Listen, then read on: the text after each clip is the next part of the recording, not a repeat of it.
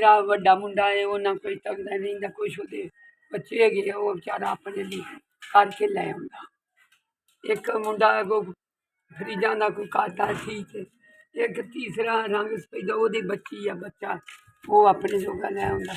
हाँ जी एक मुंडा मैं करान का आप बनाया लाडला रखा सी उन्हें ना करान ही उस करके ना तो कोई तरक्की नहीं की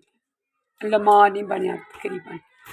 हुण वो जाता है अल्लाह खैर करे दुद्ध लै आईदा कोई 200-400 बच जाता कोई चाह पानी ली दुद्ध लै आईदा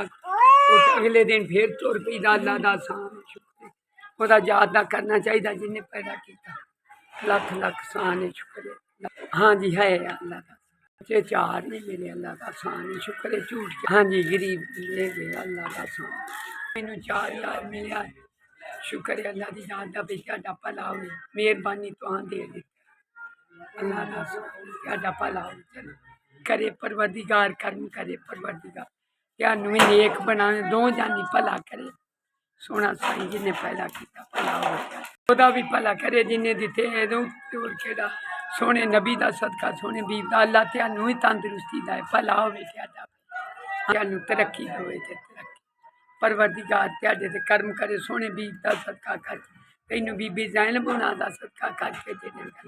उन्हां दियां दुआवां लगना सिखा दे अल्लाह जो मैं इंशाअल्लाह